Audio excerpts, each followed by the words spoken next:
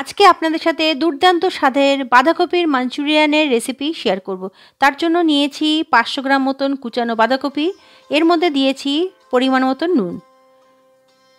ভালোভাবে মিক্স করে নিলাম।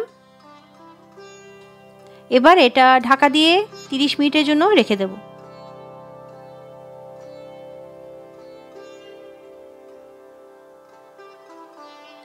তিরিশ মিনিট হয়ে গেছে, দেখুন বাঁধাকপি থেকে কতটা জল বেরিয়েছে।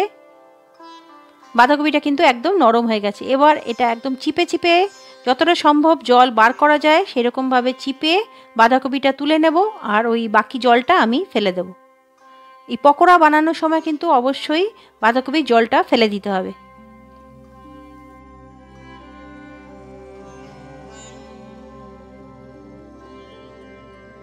এই বাঁধাকপির মধ্যে কিছুটা রসুন থেতো করে রেখেছিলাম, সেইটা দিয়েছি। দিলাম অল্প আদা, একটু কাঁচা লঙ্কা কুচি, কিছুটা ধনেপাতা কুচি, আর দিয়েছি কিছুটা পেঁয়াজ কুচি। এই পেঁয়াজটা কিন্তু নর্মাল পেঁয়াজ না, আমি পেঁয়াজ শাকের নিচে যে পেঁয়াজটা থাকে সেই ছাঁচি পেঁয়াজ যেটাকে বলে সেটা এর মধ্যে কুচিয়ে দিয়েছি।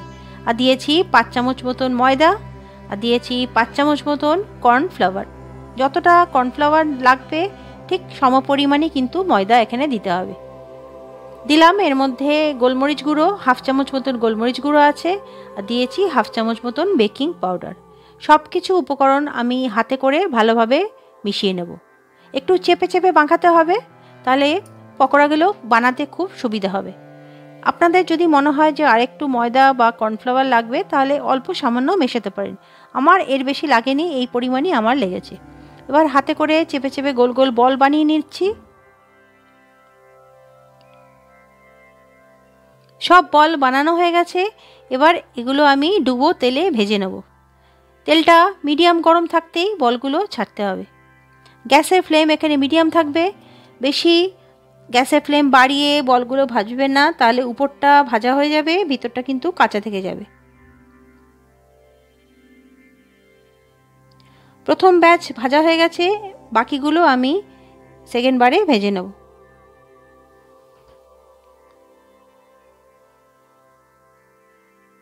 সব বলগুলো রেডি হয়ে গেল। আমি কিছুক্ষণ ঠান্ডা করে আবার দ্বিতীয়বার ভাজবো, অর্থাৎ প্রত্যেকটা বল আমি দুবার করে করে ভাজছি। যে কোনো ফ্রাইড আইটেম আপনারা দুবার করে ভেজে দেখবেন, সেটা কিন্তু অনেকক্ষণ পর্যন্ত মচমচে থাকে।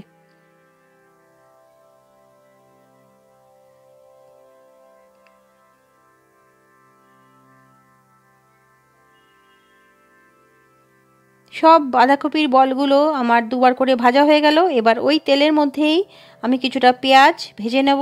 এখানেও আমি কিন্তু পেঁয়াজ শাকের নিচে যে পেঁয়াজটা থাকে, স্প্রিং অনিয়ন থাকে, সেটাই আমি কুচি করে এখানে দিয়েছি। আপনারা যদি নর্মাল পেঁয়াজ নেন তাহলে একটা মিডিয়াম সাইজের পেঁয়াজ কুচি করে দিলেই হবে।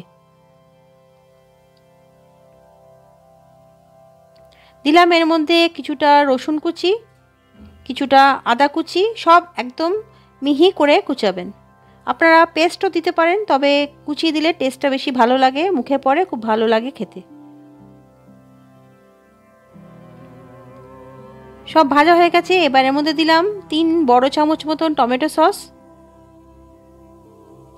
ওই একই পরিমাণে দিলাম 3 চামচ মতন শেজওয়ান সস। শেজওয়ান সস যদি আপনাদের কাছে না থাকে তাহলে আপনারা রেড চিলি সসও দিতে পারেন। আর দিলাম 1 চামচ ডার্ক সয়া সস। আপনাদের কাছে ডার্ক সয়া সস যদি না থাকে তাহলে আপনারা 1 চামচের জায়গায় 2 চামচ লাইট সয়া সস দিতে পারেন। দিলাম পরিমাণ মতন জল, এখানে আমি 1 কাপ জল দিয়েছি।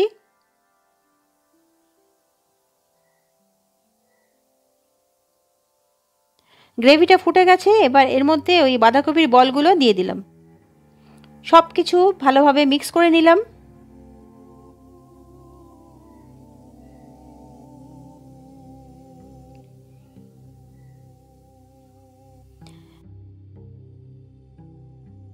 অন্যদিকে 1 চামচ কর্নফ্লাওয়ার একটু জলে গুলে রেখেছিলাম, তার থেকে আমি এখানে 2 চামচ মতন দিচ্ছি। আপনারা 1 চামচ দিয়ে দেখবেন কতটা ঘন হচ্ছে, সেই মতন দেবেন, একবারে কিন্তু পুরোটা দিয়ে দেবেন না। এখানে আমার 2 চামচ মতন লেগেছে। রান্নাটা কিন্তু একদম রেডি হয়ে গেছে। সবার শেষে আমি দিলাম কুচানো পেঁয়াজ শাক। শীতের দিনে বাঁধাকপির মাঞ্চুরিয়ান, ফ্রাইড রাইস বা চাউমিনের সাথে কিন্তু একদম জমে যাবে। আশা করছি আমার রেসিপি আপনাদের ভালো লেগেছে। রেসিপি ভালো লাগলে লাইক, শেয়ার আর সাবস্ক্রাইব করে চ্যানেলটার পাশে থাকবেন। ভিডিও শেষ অবধি দেখার জন্য আপনাদের অনেক অনেক ধন্যবাদ। Thanks for watching.